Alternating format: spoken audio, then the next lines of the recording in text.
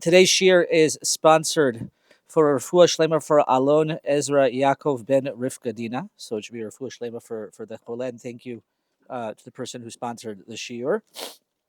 And as always, after a very, very complicated week emotionally, we continue to daven that our learning should bring a zechut to all of our hostages, bring home all of our chatufim, and bring a refuah to all those who have been injured, and success for all of our chayalim.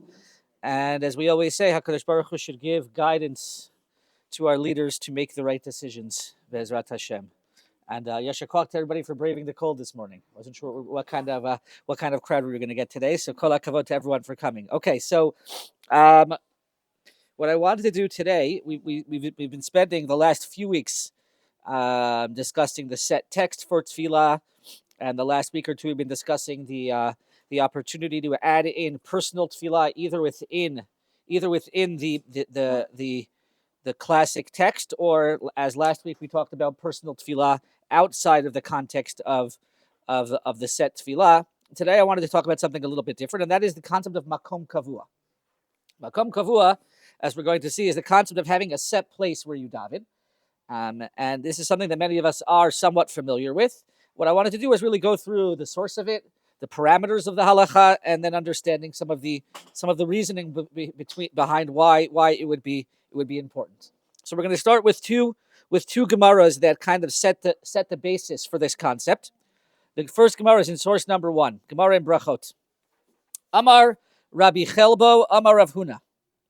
Kol hakovea makom letfilato.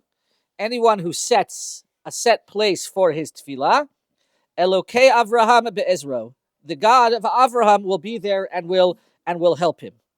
Ukeshemet.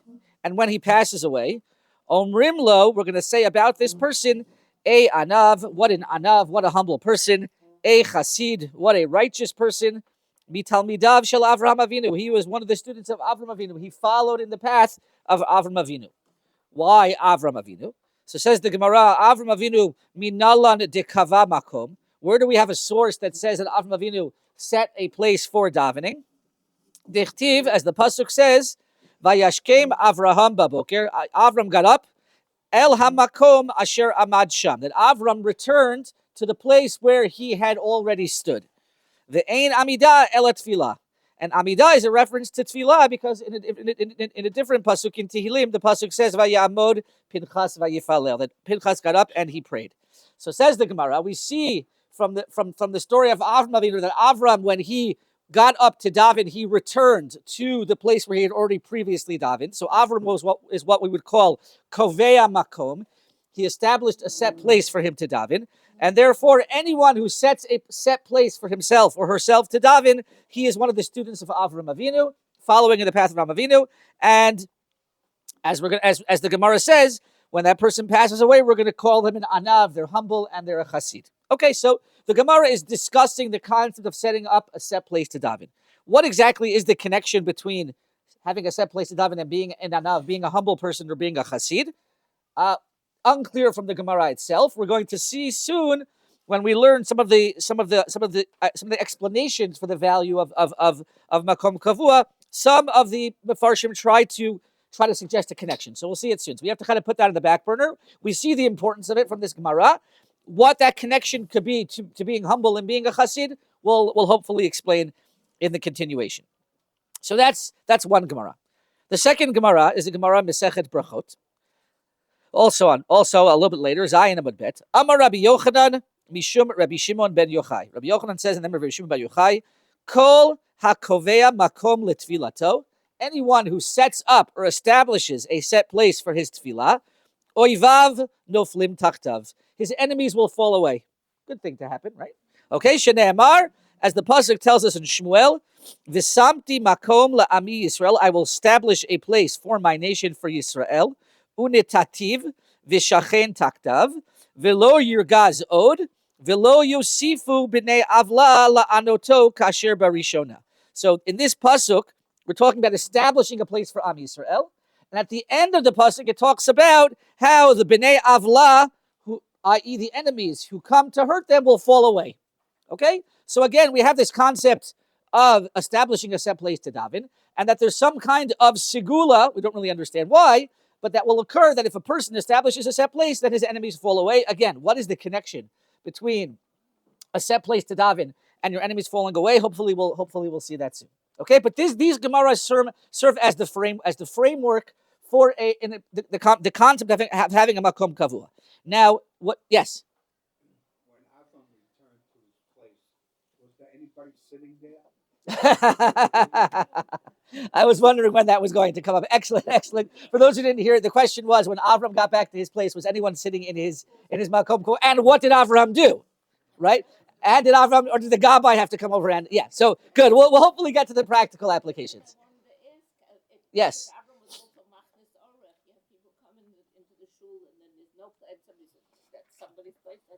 Excellent. So you're asking, obviously, a much both of you are referencing a very important concept that's obviously many steps above us, beyond what we're going to talk about, which is, where does Makom Kavua come into contrast with the concept of Hachnasat Orchim, not embarrassing somebody, being a welcoming place, and it's an excellent question. Hopefully we can discuss it briefly at the very end.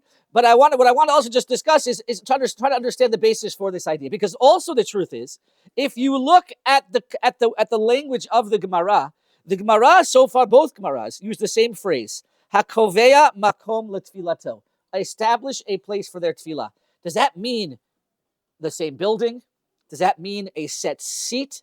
Does that mean a set place? It's not like the Gemara is 100% clear on what it means. Makom could just mean, make sure you always go to the same shul, but not necessarily does it matter where you sit within that shul. Or it could mean having a set place. It's not 100% clear. It doesn't say very clearly what the Gemara exactly means by Kovea Makom. And the truth is, I should just mention, and this is just one thing on the side, if you look at source number 3, the Rif, one of the Rishonim on the Gemara, he believes that the second Gemara is not really talking about davening. He has a different girsa. He has a different text. And look at source number 3. Rabbi Yochanan Mishum Rabbi Shimon Bar Yochai. His text is, Kol hakovea makom litorato. Anyone who establishes a place for his Torah. So according to him, the second Gemara isn't even relevant for our conversation, because it's really referring to having a set place where you learn Torah, and not necessarily having a set place for davening, which could be a totally different conversation. But let's assume for now that these two Gemaras talk about the importance of davening. There's actually a fascinating machlokes Rishonim. There's an argument amongst the Rishonim, the early commentators on the Gemara. Where is this actually necessary? Is the need for Makom Kavua necessary wherever you are? Or, as we're going to see, is it only necessary when you're outside of the shul? Meaning if you're davening at home. There are going to be some Rishonim that are going to suggest, once you're in shul, wherever you sit, there is a certain value to that. When do we talk about the need for having a Makom Kavua? That's when you don't have the aura and the avira of the shul. You're at home for whatever reason, or outside of the shul. Then there's a value to having a Makom Kavua. This is the opinion of, we're going to skip a few sources and come back to them soon. This is the opinion of Rabbeinu Yonah in source number 7.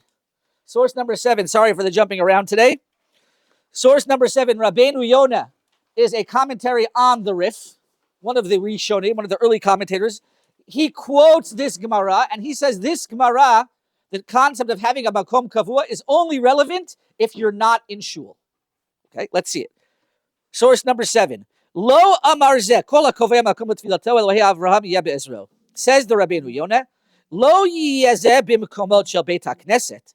This isn't a reference to having a set place within the shul. Dekevan shekula makom Torah tefillah.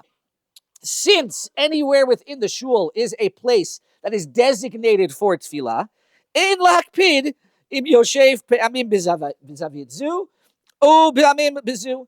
Once you're in the shul, you're going to be able to tap into this as being a makom tefillah. It doesn't matter if one day you sit here and one day you sit here, you're still within the shul. Obviously, this is going to depend on what the purpose of having makom kavua is. But according to the Rabbeinu Yonah, the purpose of it is to create an environment of tefillah. And he says, once I'm in shul, I'm already in an environment of tefillah, and therefore it doesn't matter if I move around. Ela ratza, then what's the Gemara talking about? Ela ratza lomar, shekovea makom litfilato biveito. That if you're davening in your home, you should make sure that you're koveya a set place. Sometimes a person isn't able to go to shul for whatever reason. Mitpalel beveto, he has to daven. He or she has to daven at home. Umiyached makom yadua. You should have a set place in your home. That is your designated place for tefillah. Vahachi mashma b'Yerushalmi. And then says Rabbeinu Yonah, I'm going to bring you a proof that it's only talking about in your home from a Gemara Yerushalmi. Now let's take a look. As we always try to do, we're going to try to see the primary sources. Now we're going to jump back to source number 6. Source number 6 is the Yerushalmi that Rabbeinu Yonah is referring to. Rabbeinu Yonah is referring to a Yerushalmi. Where is the Yerushalmi? The Yerushalmi says the following. Source number 6. Amar Rabbi Yochanan. Hamid. Sorry?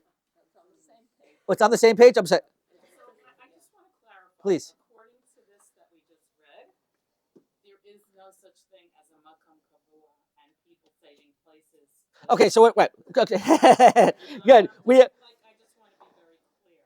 Yeah, I would say two things. We're not even really, meaning, although we've gotten there very quickly, we're not necessarily referring right now to the idea of reserving places and every single person having, meaning the idea of having a set place versus welcoming other people and kicking people out of your seat, all that conversation, we're not getting to that yet, okay? Right now we're just talking about, is there a value and why is there a value in having a set place? There could be a very big value in having a set place, and yet you should never kick somebody out for other reasons because there's competing values. So we're not getting into that conversation yet. Right now we're just trying to understand, is there a concept within tefillah that you should have, You're not the only one. Everyone's interested in that part. Everyone's interested in that part. You should. So right now we're just talking about, is there a value? And if there is, where does it exist? So according to Rabbeinu Yonah, come to me just 1 second. I just want to see the Yerushalmi, okay? Rabbeinu Yonah says, once you're in shul, you don't need to have a set place because you're already within the Avira of the shul. And he says this is based on a Yerushalmi. The Yerushalmi in source number 6 says the following. Amar Rabbi Yochanan, hamitpalel betoch beito. If a person davens in his home, ki'ilu makifo choma shel barzel. What he is doing is he is creating a wall of iron around him. Meaning, what he's basically saying is that if you daven in a specific place, this is the understanding of Rabbeinu Yonah, if you daven in a specific place, then you create an avira around you when you're doing it in a specific place in your house. So it says Rabbeinu Yonah, what does it say explicitly in the Yerushalmi? It says, biveto. It says in your home, and therefore, says Rabbeinu Yonah, this halach is only referring to if you're in your home. The Gemara goes on to discuss more details about it, but we're not going to get into that. Yes, there was a question here.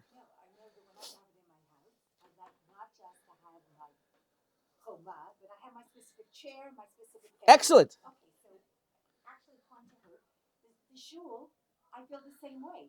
I feel more comfortable sitting in my seat. But so what's the difference really between the house and the shul? Excellent question. Hold that thought for a second. Okay, we're good. Meaning, this is one opinion. We don't actually. This is only one opinion, and we don't paskin like this. We do paskin like you're saying, which is that this applies even in shul. But it's important to know that there's a range of opinions. You're asking, okay, what's the logic? What's the logic? We'll get to that. We're going to get to that. The Sfas Emes has a beautiful explanation for what would be the difference between being at home or being in shul.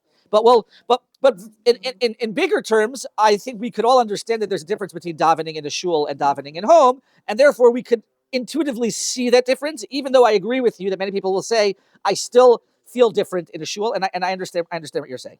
Okay. That is opinion number 1. Opinion number 1 is based on this Yerushalmi that a person only needs to Makom Kavua if they are in their home. Now we're going to jump back again. We're jumping around a lot today. Forgive me. Source number 8, the Rush. The Rush is another Rishon, and he argues on Rabbeinu Yonah. He says Rabbeinu Yonah is wrong. This halacha of having a Makom Kavua applies whether you're at home or whether you're in shul. Says the Rush in source number 8, Lo ba'i lemeimar. Sheyehe ragil lehitpalel beveit knesset achat, aval im hu mitpalel beachad mishnei mikomot shapir dami. Says the Rush, the Gemara isn't coming and saying, oh, just make sure you daven in one shul, but once you're in that shul, you can daven wherever you want, this place or that place or this place. He says no, because there's another Yerushalmi, says the Rush, that says very clearly that even in shul, a person needs to have a set place. Where is that Yerushalmi? Now we're going to jump back again. Source number 4. Source number 4 is a second Yerushalmi that seems to suggest that even in shul, you need to have a set place. Rabbi Abba Rabbi Chia b'shem Rabbi Yochanan says the following thing. Rabbi Chia, the name of Rabbi Yochanan, says, "Tzarich Adam lehitpalel b'makom shehu miyuchad litfila." A person needs to daven in a place that is set aside for tefillah. Now, where would that generally be?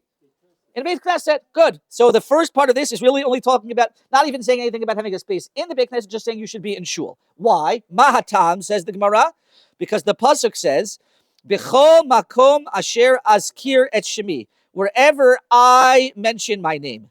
Asher tazkir et shemi ein ktiv kan, ella b'kol makom asher azkir. Any place where I mention it, not any place where you mention it. So God is basically saying, you can't just get up and daven anywhere. Ideally, you should daven in a place that is set aside for davening, which means you should come to shul. Okay. Then the Gemara said, by the way, we're going to have a whole shir, Be'ezrat Hashem, on the importance of davening in shul. We're not getting into detail on that today. We'll get to that Be'ezrat Hashem as well. Continues the Yerushalmi. Amar Rab Tamchun Bar Chanina. Tzarich Adam liyachid lo makom beveit hakneset lehitpalel. A person needs to designate a special place for him within the shul to daven. Umatam, what's the reason? Because the pasuk says, "Vayehi David ba'ad harosh asher yishtachaveh sham leElokim." David came to the head, to the top of the place where he would bow to Hashem. Not asher hishtachava. Not, doesn't say where he did bow. Kan ela asher yishtachaveh. Yishtachaveh implies that David HaMelech had a place that was designated where he would. Now, by the way, where was he? This was what we're talking about, within the area of Yerushalayim. And therefore, there was clearly a place that David had designated as being a place where he would daven. So this Yerushalmi seems to explicitly say that there is a need for Makom Kavua even where? Even in shul. Even in shul. So we have a Machlokes Rishonim. Each of the Rishonim are bringing a Yerushalmi, a Gemara Yerushalmi, to prove their point. And that's Machlokes Rishonim. Now, how do we generally paskin? We paskin, if you continue on to source number, before we get to how we paskin, what's the logic here? So the logic here is you look at source number 11. Source number 11, the Sfas Emes tries to explain what would be the logic in differentiating between home and shul. Says the Sfas Emes the following idea. Kol hakovea makom letfilato v'chule. So it says, Lefi sheshibeach makom tefillah, sheshibeach mikodem tefillah b'tzibur b'veit knesset. Amru, since they already just talked about the value of davening in shul, Amru kan digam hamitpalel b'veito kishikovea makom miyuchad leTorah letefillah. Yesh sham hachana kimo sheyesh zchut hitztarfut b'rabim. Says the Sfat Emet, according to Rabbeinu Yonah, according to the person who says you need a Makom Kavua, basically you have this idea that if a person davens b'tzibur, there already is a certain koach to their tefillah. If a person davens with a community, they're davening in shul, there's a certain power to that tefillah because you're davening not by yourself, you're davening with a community. If you're davening at home, you're already lacking that environment. What does Makom Kavua give you? It kind of elevates you to as if you were davening in shul. He says it's as if you have a special place for tefillah, then it's almost as if you're davening in shul. And he explains. He says, Ken yeshit starfut harbe zmanim, ma shemitpalel b'kol yom b'makom zeh hamiyuchad, chal he'erat haktusha sham. So he says, if you're davening in shul, so a shul automatically is a makom kadosh. Why? Because this is a place where there have been many, many tefillot already. And therefore, when you daven in that shul, it doesn't matter where you sit. You're already tapping in to the spiritual greatness of this place. How can I make up for that if I'm davening at home? So says this Sfas Emes, you make up for that by every single day, if you're at home, davening in the same place. Because this now has a place that also has the kedusha of many tefillot, virtue of the fact that every single time you daven there. And so what happens is why do I need a special place only when I'm at home? Because by doing that, it almost elevates you to the environment of being in shul. It's almost as if you have a little shul right in your home. I remember one time a friend of mine, I remember what the conversation was, and I said to him, where did you daven today? And he said, oh, I davened at the kotel. So he davened at the kotel? He said, yeah, I davened at my wall right over here, because that's the Hebrew word for kotel, right? So if everybody has their own virtual kotel, right? If you have a place that you set aside, it almost becomes your mini Beit HaKnesset within your home. Now, obviously, as we've discussed, there's going to be, and we'll talk about more, there's a virtue to davening in shul, there's a virtue to davening with a minyan. All things being equal, a person should do that. But if circumstances create that it's better that a person needs to daven at home, by having a set place, it almost elevates you to being in shul, because there's a certain power to the fact that this is a place where there have been many, many tefillot. So on a metaphysical level, having many tefillot have already been davened here elevates it, and that, at least according to the Sfas Emetz, is why there is a distinction between being at home versus being in shul. Okay, how do we paskin? So we paskin, if you look at source number 9, the Rambam, who's also a Rishon, but also has become the Rishon that many people rely on in many different areas of halacha. The Rambam seems very clear that he paskins that there is a value to having a makom kavua wherever you are. Tikun hamakom ketzad. Says the Rambam, how should a person establish his place in terms of where he should daven? So he gives a lot of halachot here, which we're not going to get into the details, but important to see. Ya'amod b'makom namuch. You should daven in a place that is not too elevated, that the place is a little bit lower down. That's more for concept of ga'ava and anava. V'yachsir panav lekotel. Ideally, you should be facing towards a wall, or hakotel if you want. V'tzarech liftoach chalonot optachim kineged Yerushalayim. You should be facing towards Yerushalayim kedei lehitpalel kinegdan. You should know exactly where you're davening, so you're davening towards Yerushalayim. As the pasuk says, "Shenemar v'chivein piticham le be'ilitei." If I'm not mistaken, that's talking about Daniel, who used to, when he would daven towards Yerushalayim. V'kovea makom litfilato tamid, and you should have a set place to daven. Tamid. What is tamid? Why is Rambam adding the word tamid? Everything here is tamid. It could be that what he's trying to show is that he clearly holds that where should you have a set place, not just at home, but even in shul, wherever you are, you should have a set place to daven. V'ein mitpalel b'churva. You shouldn't daven in a place of destruction. Doesn't mean specifically the Churva in Yerushalayim. It means any place of destruction. V'lo ba'acharei Beit HaKnesset, not behind the shul. Elam kein hichzir panav leBeit HaKnesset, unless you're facing the shul. V'asur le'shev b'tzad ha'omed b'tfilah, o la'avor lefanav. And then there's issues of walking in front of or sitting in front of people who are davening. That's a totally separate point. The Hagot Maimoniot, one of the Perushim on the Rambam, source number 10, understands the Rambam very clearly. Look at the underlined part in source number 10. Ve'afilu be'oto Beit HaKnesset. Even if you're in the same shul and you're there all the time, lo yishaneh makom tfilato. A person should not change his place. Pamim b'zavid zu, upamim b'zavid zu. To sit one place here, one place there. When you're in shul, ideally you should have a set place to daven.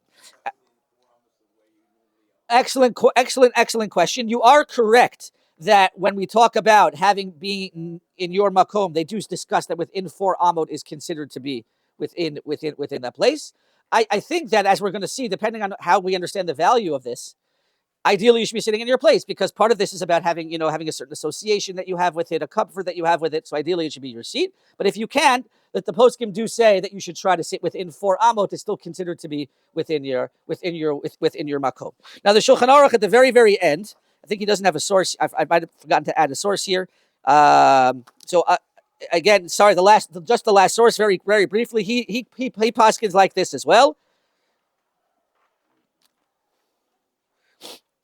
Okay, the last source, it doesn't have a number, I believe. Yikba makom letfilato. A person should set up a place to daven. Shelo yishaneyu im lo letzorech, that you shouldn't change unless you have to. Again, notice he doesn't say don't ever change it. Im lo letzorech, unless there's a special need. Ve'ein dai b'mashi yikba lo Beit HaKnesset litpel. Not only does this mean you should have one shul, ideally where you daven, elegam be Beit HaKnesset, inside the shul shekavua ba, which is your set shul, tzarich shielo makom kavua. You should have a set place. The Magen Avraham is a perush on the Shulchan Aruch, explains what this means. What's the value?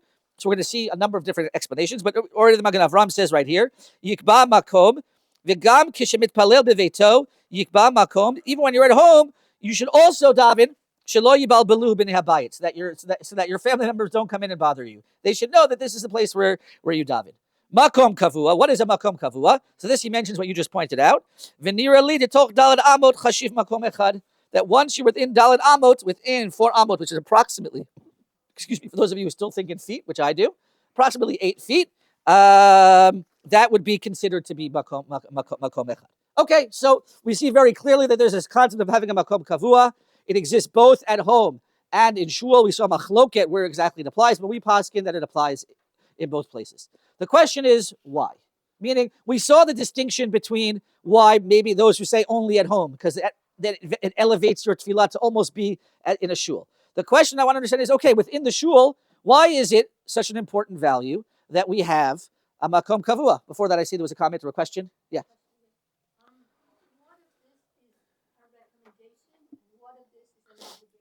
Excellent question. Excellent question. It's a very good point. I believe I understand it to be a all things being equal. I recommend more than I think it's in between, meaning it's the kind of thing. Again, even from the Gemaras. The Gemara, when it talks about doing this, it doesn't say it as like a flat out. It just says anyone who does will get a certain reward, which means this is an ideal. This is something that a person should try to do. Okay, but it's not on the same level as davening. It's not on the same level as davening with kavanah. It's not on the same level as davening 3 times a day. It's more talking about that when you're within that context of davening, this is what a person should ideally do, and we're going to see why now. Which is why the whole thing, when it gets to the, many of you have raised the issue of, well, what happens if someone's sitting in my seat, and what happens if so? When there's competing factors, then there might be reasons to forego this and try to make up or try to put in extra effort, knowing what the limitations are going to be if you're not diving in the same place. Okay, I'll give you another example. Some of the posts can say, wait a second, does this mean that a person can't ever move throughout their entire life because now they need to live in the same shul, daven in the same? No, of course not. Meaning, if a person's going to, or the post can talk about, some people have their shul in the winter and some people have their summer shul, right? Some people have, so obviously this doesn't mean that a person can never go away, a person can never daven in a different minyan if their schedule requires them to. It's all within the understanding that people need to live their life and do the things that they need to do. However, all things being equal, if there's a minyan that you're at consistently, so then you should try to sit in the same. I'll give you an example that I usually daven a little bit earlier on. Most mornings I go davening a little bit later because I help my wife out with the children in the morning. On Tuesday mornings, I need to get here a little bit earlier. So I daven in an earlier minyan that I only daven there once a week. So I have a place where whenever I go to that minyan, I try to sit in that seat. It doesn't mean that that's still considered to be having a kovei makom. It doesn't mean that we're stuck. It doesn't mean that we can't go and we can't move anywhere. We can't go anywhere. It means that within reason there is a value to doing this within a certain context. I know that's a little bit vague, but I think that's because it's not necessarily a hard set rule. Yes. Absolutely.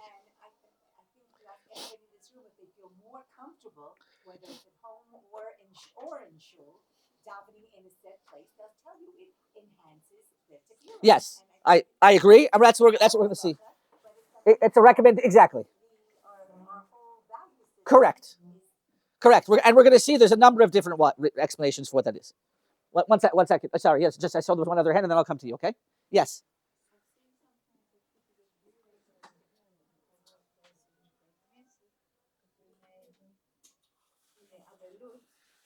Yes, that is a halacha. That is a halacha that you're supposed to change your seat, and that I think is more a sign of avelut and also a sign of things not being the same. Meaning, I look into that for this morning, but there is a concept that you should change your seat change your set seat. Yes, I'm sorry. Would you like to address half the people here who are not men? Bravo. Absolutely. In what sense? Do we have to have a makom kavua? I see no difference. I've specifically been trying to talk in a meeting. In my opinion, there's no, from what I've seen, to me there would be no reason. I believe I'm addressing everybody. Meaning in this. No, you are correct that regarding necessarily the need to go to shul, the obligation to go to shul might be different. We haven't gotten to that. Maybe we'll talk about that hopefully at some point. But having a makom kavua, wherever you are, whether you're davening at home or you come to shul, the concept of having a makom kavua, I believe, applies to men and to women equally. Just the question will be, one might be at shul more often than the other. But again, as we've seen, the concept applies wherever you are. So I believe this is something that applies across the board. I haven't seen a distinction. I have a very important story. There was a man who wanted to know about Yahadut. He went to shul, he sat down, and somebody said, "You're sitting in my seat." It happened 2 more times, and he ended up saying, "I didn't walk into a shul for 30 years." You have to be very careful. Absolutely. When you say somebody is sitting. Absolutely. What the after effects Absolutely, absolutely. As we said, we're not getting to that part yet. Right now, we're just understanding the value behind sitting in the seat. Hopefully, towards the end, we'll discuss that a little bit. Okay, what is the value, even in shul, of having it? So some of this, I think, is somewhat intuitive, as some of you have mentioned, but it's important to see some sources. If you look at source number 12, I brought for you 2 suggestions by Rabbi Victor Nevinsal, who's the Rav of the Ira Atikah, of the Old City of Jerusalem. In his commentary on the Shulchan Aruch, he suggests 2 different reasons. Both, I think, are relatively intuitive as to why it's important to have a set place to daven. And he says the following, source number 12. Lo yishaneh afilu lebeit midrash. Even if, let's say, one day you can daven somewhere else, which is in a beit midrash, which is a place of learning also, he says, no, it's best to stay in a makom kavua, shekedushato gdola yoter, even though a beit midrash might have more holiness because it's also a place where people learn. You shouldn't change. Why? Mipnei shehashinui mivalbel dato. Constant change can cause confusion. If a person is constantly sitting in a different seat, it can be confusing. It can be unsettling. Okay? Another way of saying it is, as somebody like me who can get distracted by the surroundings, if I sit here, after a few times, I've pretty much seen everything I can see from this perspective. You put me in a different perspective, it's like, hey, I didn't see that. I didn't see that. Meaning, sitting in different places gives you more reason to get distracted because you're not. There's not a certain association. When you're sitting in different places, it can get confusing. Ve'od, and in addition, kviyut makom notenet chashivut letfilah. When you establish a set place, there's a certain chashivut. It lends a certain credence and importance to the davening. By having a set place, you're saying something about the davening, and it's creating a certain atmosphere as you go down, as you sit down. Every time I walk into shul and I sit down in my makom kavua, when no one's there, and I don't kick anybody out, when I sit down, I'm much more easily able to tap into what I'm about to do. There's a certain association with it. Okay, so that's one explanation, and there's a number more that I'd like to explore with you. Look at source number 13. This is a Iyun Yaakov, is a perush on the Gemara. This is a very interesting one, a little bit different, but I thought it was very interesting. Kol hakovea makom letfilato Elohei Avraham yihyeh be'ezro. Perush. What does it mean to be kovea makom? He says, kovea makom letfilato. Someone who establishes a place for his tefillah, ve'eno holech achar hanichush. Somebody who doesn't go after, nichush is more like sorcery. Kimo Bilam harasha, shehalach likrat nechashim, vehalach mimakom limakom. What did Bilam do? Let's remember the story of Bilam. Bilam got up and he wanted to curse the Jews. And he was unsuccessful numerous times. What happened each time after he was unsuccessful? Either Bilam or Balak suggested, hey, this place didn't work. Try it from over here. Go from over here. Okay, so the fact when a person moves from place to place, there's a certain underthinking that if I sit here, I'll be able to daven better. If I try here, I'll be able to daven better. When you sit in one place, there's an understanding that it's not about where I'm sitting, or it's not that if I sit in one place of the tefillah, it's rather about just sitting and focusing on tefillah. But he says it, but he develops it more, which is I think the part that's more important. The third line, the fifth word, v'lo halach kipam bipam likrat nechashim. Rather, elahu mitalmidav shel Avraham shehaya tamim im hakadosh baruch hu. If you sit in one place, you're more like Avraham Avinu, who was complete with Hashem. Kidichtiv tamim tiyeh im Hashem elokecha. And then he says the following. This is, I think, is the more important part for us because most of us are not into divination and sorcery, at least not that I know of. If you are, raise your hand. No, just kidding. V'chein, this is what I think he means. This is where I think it's important. Mi shehu nefesh gavoa lebilam. Somebody who's haughty, like Bilam harasha. Imkein, kisheole mima'ala limala yoter v'yoter, hu holech gamkein limala le'shev b'makom chashuv b'yoter. If you're like Bilam, who's a bal gava, who's always thinking about his status, then as you grow in who you are as a person, you're going to expect that your place in shul should also change accordingly, right? I'm no longer the 25-year-old who just walked into shul. I now should be able to sit a little further up. Or I'm now, an established balabas. I'm on the board. And if I'm on the board, I should be able to sit here. And if I'm the president, so the president should be able to sit here. I just donated extra, right? If a constant shifting can sometimes be representative of a person feeling like his status is being elevated, and therefore his place in shul should be changed accordingly. Anyone who's ever dealt with seating for the Yom Noraim or for anything like that can probably understand how complicated it gets in terms of where you put this person here and that person there, right? So there's something to this. Anybody who's constantly shifting is expecting that as they develop, that their stature should develop as well. Right? He wants to sit in a more important place, or a place that's more upfront. Anyone who has a certain humility, like Avraham Avinu, it didn't matter where Avraham was. Nishar omein bimkomo harishon. Then a person will be fine. This is my makom. This is where I've been davening. This is where I want to be. I don't care about those outside issues. Tefillah is not meant to be a social representation of my stature. It's meant to be a place where I come and I daven. Even if you become an important person and you become this and you become that. As Avram we know represented that. Va'anochi afar va'efer. I am like the dirt and the dust and the ashes. Al Korchach says this Peirush the Yun Yaakov. Getting back to the first Gemara we saw said anybody who sits in one place, when he passes away, we're going to say about him, Ezo Anav. What a humble person. Ezo Chasid. And we said, what's the connection between having a set place and being an Anav? So here we see a connection. Somebody who is always says, I'm going to sit in my place. I'm not always looking to move up in stature. That is a sign of humility. It's a sign of not somebody who's constantly assessing his own status of who he is, but rather is happy with who he is. And therefore, Makom Kavua is not just about, we saw about concentration, not just about chashivut. It also becomes an expression of, where do you see yourself in all of this? What is the purpose of davening? Is davening just a status? Or is davening and having a place to daven meant for you to have a relation with the Kadosh Baruch Hu and to daven? Excuse me. And that is at least one other idea behind the value of having a set place. Okay, now continuing a couple of other explanations for the importance of having a set place. The Rif is one of the Rishonim, also on this Gemara. The source number 14. Kol hakovea makom letfilato Elokei Avraham be'ezro. Says the Rif, v'tzarich latet lev. We have to ask the question. Lama, source number 14. Lama nitzrecha kviyut makom letfilah. Why is it so important to have a set place to daven? This is the question that we're asking. V'lama hiflig scharo liot Elohei Avraham be'ezro kviyut makom. And why is it such a great schar that you're like all of a sudden, by sitting in one place, you're like the student of Avraham Avinu? He says the following. V'nira, we're in the second line, a few words from the end.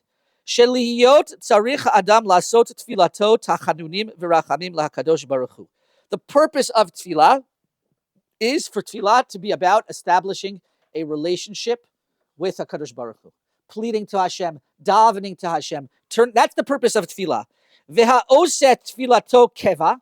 And if tefillah becomes, here keva doesn't mean set, but it means more stale. If tefillah becomes something which is stale and is not part of developing that relationship, ein tfilato tachanunim, then it's no longer going to accomplish what it's meant to accomplish.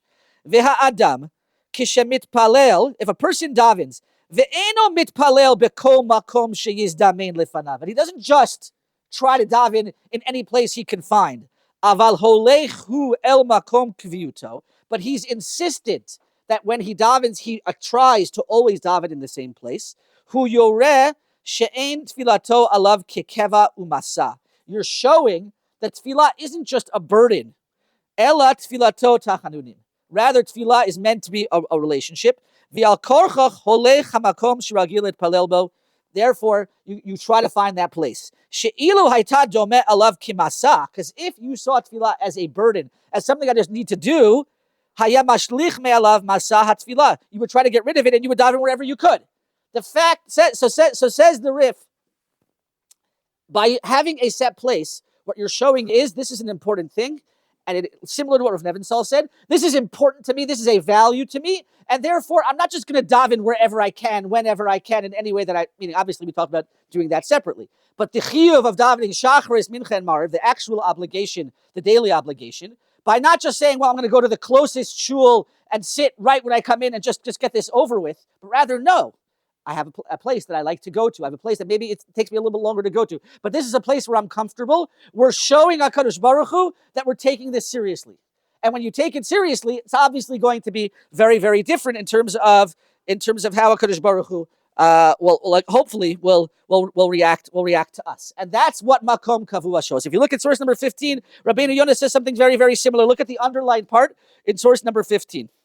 V'yesh lomar, shelo amru ba'avor kviyot hamakom bilvad, ela ratza lomar shekol kach midaktek bitvilato, shegam bazeh hu nizhar. He says, if a person has a set tefillah, what they're showing is that they care about the details of davening. If you care about the details of davening so much that you're not just davening, but you're serious about where you daven, that shows HaKadosh Baruch Hu that you're taking this seriously. That shows HaKadosh Baruch Hu that this is something that's very important to you. Sherotzeh shetiyeh tfilato b'makom miyuchad, v'kevan shekol kach hu ohev hatfilah, since you love the tefillah, that you care about the details, right? We've talked about this before. Right? When you love somebody, the relationship is all about the details. Those small things that you do to make sure that it's successful. By dedicating time and saying, I'm not just going to daven where I can and when I can, I'm going to have a set place that I'm going to try to go to and show HaKadosh Baruch Hu that I'm taking this seriously. That shows a certain importance, and therefore an importance for you in the relationship with HaKadosh Baruch Hu. Yes?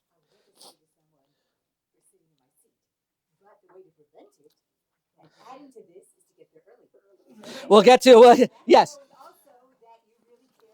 Absolutely as well.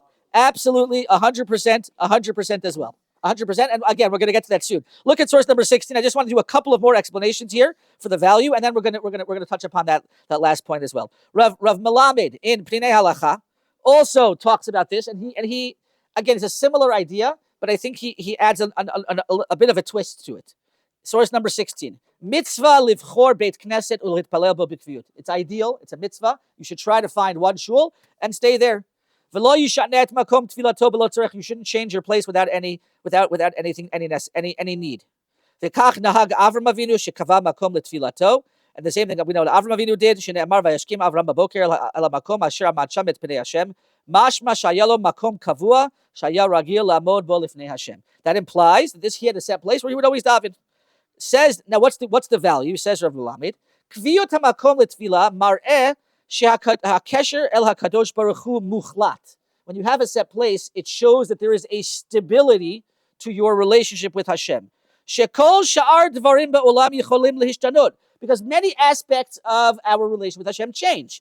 Pam kan, pam sham, sometimes here, sometimes there. Aval hakesher lahakadosh baruch hu hakavua v'hayatziv biyoter. But our relationship with Hashem is meant to be stable, is meant to be consistent.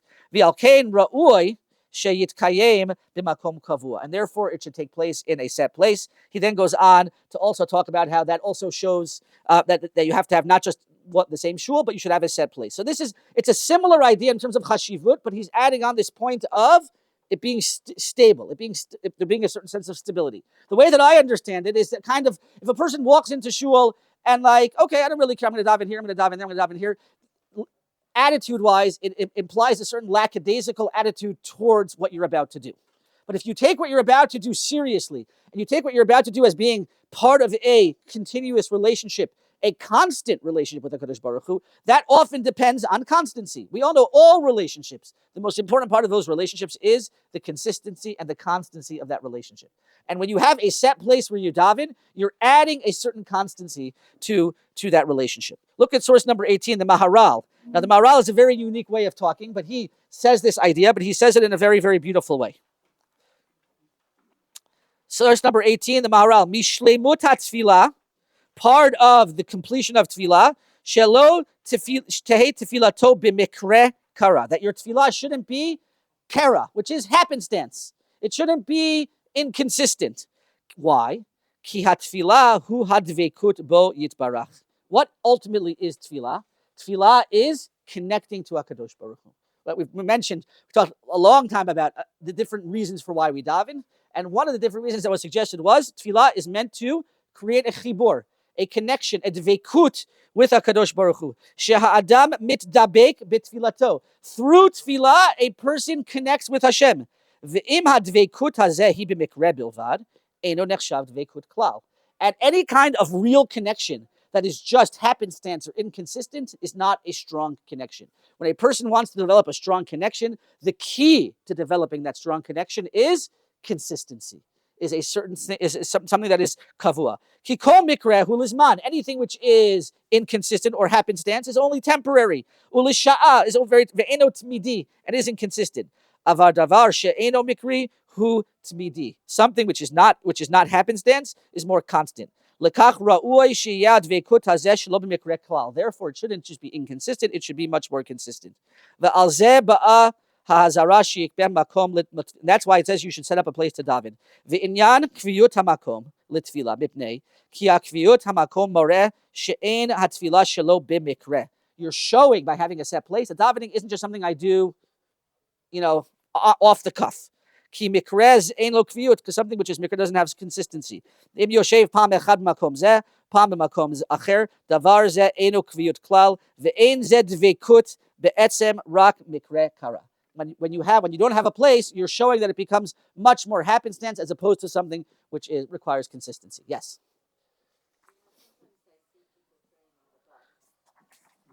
And I have to say that it's a beautiful thing. It becomes prayer makes the place where you are kadosh. Yes, absolutely. So you're excellent. No, yes, 100. So you're asking a separate question, which is maybe we should be davening in places outside, because by doing that we're bringing the kedusha to those places. It's a beautiful idea. And again, I think the question you're asking is really a practical question, which is that everybody has to make. First of all, don't forget, when people are davening, some people are davening Shacharis and Mincha, and there are many people who I see who are just saying Tehillim, which means they daven their set text maybe in the places, and now they're doing what we talked about earlier, which is you can always daven to HaKadosh Baruch Hu, even if you already were Yotzei Shacharis, Mincha, and Mariv. So again, I don't know, every single person is different, and there's different values, there's a different value system here, meaning which one is better? I think based on the sources, all things being equal, when we're talking about the more set tefillot, Shacharit, Mincha, and Mariv, I think most poskim would all agree that it's better to do those in a Makom Kavua. And if we're talking about the value of bringing Kedusha, you could do that through saying Tehillim, learning Torah, doing other things in transit. Now, does that mean that somebody who does what they're doing is wrong? Everybody has different shikulim, as we've talked about. There's different obligations for different people, and different, and therefore, it's not always some. I'm not here. We're not here to necessarily say whether maybe that person is specifically getting up earlier than they normally do in order to daven. This person never davened, and now all of a sudden they're davening. In which case, what they're doing is much better. So everybody's in a different situation. Well, yeah, we're gonna get to that. Somebody else, I came 5 minutes late. Somebody else is sitting there before the tefillah started. You say this is my place. Excellent. We'll get to that. I just moved to the side. Excellent question. We'll get to that. Yes. Okay, we're gonna get to that right here. We're gonna get to that right now. Okay. One final approach to why we need a set place is in source number 16, the Piskei Teshuvos. The Piskei Teshuvos, as we'll just say it outside because of time, the Piskei Teshuvos quotes the Shulchan Aruch. He says, why is it important to have a set tefillah, a set place for tefillah? Because let's remember, what is the purpose of tefillah? Tefillah are meant to replace korbanot. And korbanot always had a set, defined place where they needed to be brought. And therefore, again, if we remember that that's the purpose, therefore, because we're meant to replicate the korbanot, ideally a person should always have a set place. That just adds another layer to understanding why this is important. Now, the question that all of you have been wondering, and the truth is that I'm not going to bring you any sources. I'm only going to give you my own understanding of what we're supposed to do in these situations. Okay? We know that there is a value. It is clear that there is a halachic value to having a set place to daven. That wherever you are, if you're davening in 3 different shuls during the week because of various scheduling, okay? Ideally, you should daven in the same shul. But let's say, like I said, on Tuesday mornings, I daven in a different minyan, and on the other days, I'm usually davening in separate. So you should have a set place in each of those. Now, does that mean you have to have your name on it? Does that mean that it has to say no one else could? No. It just means that when you walk into shul, ideally, you have one place because that will help you get into the mindset of tefillah. Now, what happens if I am, and this, by the way, I'm going to give anyone who's dealt with somebody where you've sat in somebody else's seat and they kick you out, let's give them the benefit of the doubt. Let's assume that they take this halacha very, very seriously, and that they're very concerned that if you sit in their seat and they don't get to sit in their seat, that their tefillah is going to be negatively impacted. Okay. And if somebody comes to me and says, I'm in their seat, we should try to be gracious and move over and understand that this maybe is because they want to take advantage of the seat. Now, what should we do? In my personal opinion, shul, aside from being a place of tefillah, is also meant to be a place of welcome, of welcoming people into shul, to be a place where no one should ever feel uncomfortable. And therefore, while there is a value to having a set place, I do believe that if you walk into shul, especially as you pointed out, especially if you walk in a little bit late, right? If you walk in a little bit late and someone's sitting in your seat, or let's say you walk in on time and someone is sitting in your seat, I think the best thing to do is not to say anything, and is to be able and to sit close, like we saw earlier, within arba amot, within the 4 amot, you're still yotze the halacha of being in your seat. Now, again, what if they're sitting in a rabbi? Meaning, sometimes if somebody else sees that this has happened to me, where I'll walk in, I won't kick anybody out of my seat. I won't ask anybody to move. I have a friend who sees that I came into shul, or in some places there's a gabbai, and the gabbai should, and I'm going to stress this, very nicely and very comfortably say, this is somebody else's seat. Can I help you find another seat that'll make you comfortable? Meaning, it's not always about what you do, it's about how you do it, okay? So if shul is able to become a place where, okay, I won't ask somebody to leave, but if the gabbai or somebody else notices that someone said, I walked in and someone's in my seat, he is allowed to, meaning it might be appropriate depending on how you do it, okay? I would also add that as a guest, if I walk into a shul and I see that there are names on the seats, I'll usually try to be more sensitive to that, because this means this is a shul. People have set seats. So I'll try to find the gabbai, or I'll try to ask somebody, where is there a place that I can sit, that I'm not going to be sitting in some, meaning if everybody is thoughtful about the other side, I think we could avoid many of these kinds of uncomfortable situations. If I walk into a shul where I'm a guest and I notice that it seems to me that there are set seats, I try to be thoughtful to that and recognize there's a value to people having a set seat. Let me see if I can ask and find to sit. And if somebody comes and says to me, this is my seat, I'll try to be gracious enough, even though it's annoying and it's frustrating and it's in the middle of davening and I'm also going to have my davening impacted by it. Try to be gracious. And if somebody's sitting in my seat, again, I think there's ways to do this in a comfortable way. Yes.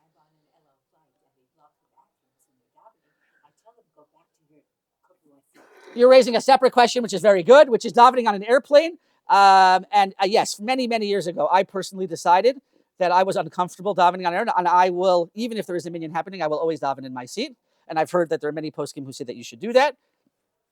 To me, it's a Makom Kavua. I also think that, again, we're dealing with issues of safety and security, but also issues of Kiddush Hashem and Chil Hashem. And I'm not even sure how much you really hear the minyan when you're davening in those planes where they're snaking around the back. How much you really are davening with the minyan anyway? Exactly. I agree. Many years ago, I just decided that I was just going to daven in my seat. Okay, so what we saw today was understanding the value of Makom Kavua, of having a set place to daven. We saw the sources, the Gemaras that talk about the value of it, the importance of it. We saw an interesting machloket Rishonim, an argument in the Rishonim regarding whether or not this halacha applies only if you're davening at home or even if you're in shul. We poskin that it does apply even in shul. And we saw a number of different reasons for why that would be important. And of course, at the very end, we discussed the importance of having a set seat, but also doing that with sensitivity. And the more that we think about the other side and try to do this in an appropriate way, we would all benefit from that. Wishing everybody a wonderful week.